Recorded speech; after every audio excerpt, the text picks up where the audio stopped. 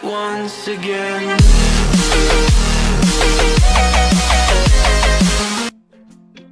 Hai anak-anak, kembali lagi bertemu dengan Suster dalam pembelajaran agama Katolik di kelas 5. Nah, sekarang kita akan memasuki bab 2 sesi 1 mengenai Daud dalam Perjanjian Lama. Nah, anak-anak, sebelum kita memulai pelajaran kita, mari kita siapkan diri kita untuk berdoa. Suster yang memimpin doanya ya. Silakan dilipat tangannya, ditutup matanya, dan ditundukkan kepalanya. Baik anak-anak, yang akan kita pelajari hari ini itu adalah bab 2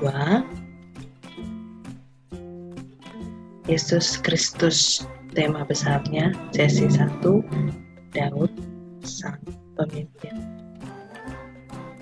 Mari kita siapkan hati kita dalam hening untuk bertemu menghadap Allah yang memberikan kita anugerah kehidupan dan kesehatan sehingga kita dapat memulai pertemuan kita ini.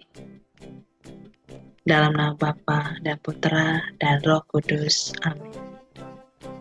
Ya Allah Bapa yang Maha Penyayang, hari ini kami mau belajar tentang kesetiaan-Mu yang selalu menyertai bangsa Israel, terutama melalui para pemimpin bangsa Israel. Bantulah kami supaya memahami dan meneladani para pemimpin yang setia kepadamu dan menerima Engkau sebagai Allah kami. Demi Kristus Tuhan kami. Amin. Santa Lucia, doakanlah kami. Dalam nama Bapa dan Putra dan Roh Kudus. Amin. Selamat pagi anak-anak sekalian. Suster harap kamu dalam keadaan sehat dan semangat ya. Oke, sebelum kita mendalami, kita disuguhkan pada hari ini cerita tentang pangeran bungsu yang peduli. Kita bisa baca bersama ya. Raja Suta Permana adalah pemimpin bagi rakyat di wilayah Jati Mandala. Ia sangat disayangi rakyatnya dan disegani kerajaan-kerajaan di sekitarnya. Puluhan tahun, Raja Suta Permana telah memimpin Jati Mandala dengan bijaksana. Rakyat hidup sejahtera dan saling menghormati. Menyadari dirinya sudah tua, Raja Suta Permana memanggil ketiga putranya. Kepada ketiga putranya, Raja Suta Permana menegaskan bahwa mereka memiliki hak yang sama untuk menggantikan dirinya sebagai raja. Tetapi ada satu syarat yang harus mereka penuhi, yaitu bahwa mereka harus membunuh seekor anak ayam di tempat tersembunyi tanpa diketahui oleh manusia. Setelah mereka mengetahui syaratnya, pengawal raja memberikan kepada mereka masing-masing seekor anak ayam yang masih kecil. Si sulung dengan hati-hati membawa anak ayam ke atas menara kerajaan. Ia menyumpal paruh anak ayam itu dengan kain. Ia menyembelih anak ayam itu dengan pisau kecil. Setelah mati, ia membungkusnya dengan kain. Si tengah memilih gudang di bawah tanah sebagai tempat untuk menyembelih anak ayam tersebut. Setelah disembelih, anak ayam tersebut dimasukkannya ke dalam kotak. Sementara si bungsu masuk kandang ayam dekat dengan induknya. Anak ayam tersebut berbunyi semakin keras, seolah memanggil induknya. Di kandang ayam Si bungsu merasa kasihan. Ia pun memulai memikirkan perintah ayahnya. Ia menyadari bahwa jika ia membunuh anak ayam tersebut, ada 5 orang yang akan mengetahuinya. Ayahnya, pengawal, kedua kakaknya, dan dirinya sendiri. Ia pun melepaskan anak ayam itu. Anak ayam dan induknya nampak sangat gembira. Ketika mereka kembali menghadap ayahnya, ketiga pangeran melaporkan syarat untuk mengganti ayahnya. Si sulung dan si tengah dipuji ayahnya karena telah melakukan perintah ayahnya. Sementara si bungsu diancam hukum gantung karena berani melawan perintah ayah sebagai raja. Tiang gantungan telah tersedia. Rakyat telah berkumpul di alun-alun kerajaan. Tetapi si bungsu melangkah tenang menuju tiang gantungan, siap menerima hukuman. Raja pun bertanya, "Hai bungsu, mengapa kamu tidak melaksanakan titah ayah sebagai raja untuk membunuh anak ayam itu?" Si bungsu pun menjawab, "Maaf ayah dan raja, hamba tidak melaksanakan titah ayah sebagai raja, karena hamba merasa kasihan terhadap anak ayam yang tidak berdaya dan induknya yang kehilangan anak-anaknya. Selanjutnya, jika hamba membunuh anak ayam tersebut, maka ada banyak orang yang mengetahui perbuatan hamba, yaitu hamba, raja, pengawal, kedua kakak, dan kini semua rakyat. Untuk itu hamba siap menerima hukuman gantung daripada mengingkari hati nurani dan berbuat tidak adil terhadap anak ayam yang tidak berdaya." Mendengar jawaban tersebut, Raja Sutapermana memeluk si bungsu dengan berkata, "Kamulah anakku yang berhak menggantikan ayah sebagai raja, karena kamu memiliki ketulusan, cinta kasih, dan hati nurani yang suci, kendati tiang gantungan telah disediakan untuk." Rakyat pun bersorak-sorai menyambut pangeran bungsu menggantikan ayahnya sebagai raja. Mahkota kerajaan pun dikenakan kepadanya. Kerajaan Jatimandala hidup penuh sukacita di bawah kepemimpinan Raja Bungsu. Nah, untuk mendalami cerita tadi, kita bisa menjawab pertanyaan-pertanyaan ya. A. Mengapa Raja Sutapermana memberi syarat kepada ketiga putranya untuk membunuh anak ayam yang tidak berdaya? B. Mengapa kedua kakaknya sampai hati membunuh ayam yang tidak berdaya? C.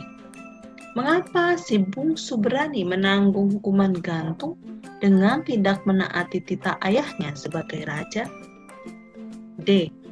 Sikap-sikap apa saja yang dapat dikagumi dari pangeran bungsu? Beri alasan. E. Tuliskan sikap-sikap yang seharusnya dimiliki oleh seorang pemimpin pada zaman sekarang. Kita jawab ya. Raja Sutapermana menunjukkan kekuasaan dan keadilan bagi ketiga putranya. Mereka memiliki hak yang sama. Syarat untuk menggantikan dirinya dengan membunuh anak ayam ditujukan untuk melihat sikap-sikap yang diperlukan untuk menjadi seorang pemimpin. Tindakan kedua kakaknya menunjukkan bahwa mereka taat kepada perintah. Mereka memenuhi aturan, tetapi mereka melupakan hati nurani. Si bungsu berani menanggung hukum gantung karena baginya kebenaran, kepedulian, dan kesucian hati nurani penting daripada perintah dan ketaatan. Nah, dalam peneguhan ini, kisah di atas tadi menunjukkan bahwa seorang pemimpin tidak lahir dengan sendirinya. Jiwa dan semangat kepemimpinan dipengaruhi oleh keluarga.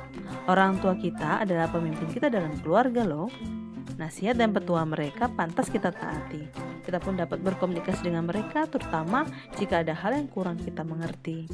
Perjuangan, pengorbanan, kepedulian mereka dapat kita jadikan sebagai teladan dalam kehidupan kita. Kita akan selalu merasa aman dan bahagia jika kita mengalami penyertaan dari orang tua atau orang lain yang sangat mengasihi kita. Kita juga akan merasa aman jika kita memiliki pemimpin-pemimpin yang selalu memperhatikan dan mendukung kita dalam perjalanan hidup kita. Sebagai generasi muda, kita akan menjadi pemimpin di masa yang akan datang. Maka kita harus belajar dan membekali sikap yang pantas untuk menjadi seorang pemimpin. Dalam kehidupan bangsa Israel, Allah adalah pemimpin mereka loh. Raja atau pemimpin bangsa adalah wakil Allah yang sepenuhnya menjalankan kedaulatan dari Allah. Pemimpin atau raja yang baik merupakan lambang kehadiran dan penyertaan Allah di tengah umatnya. Kesetiaan bangsa Israel dan para pemimpinnya kepada Allah akan selalu mengantar mereka untuk merasakan kehadiran Allah yang menolong dan menyelamatkan.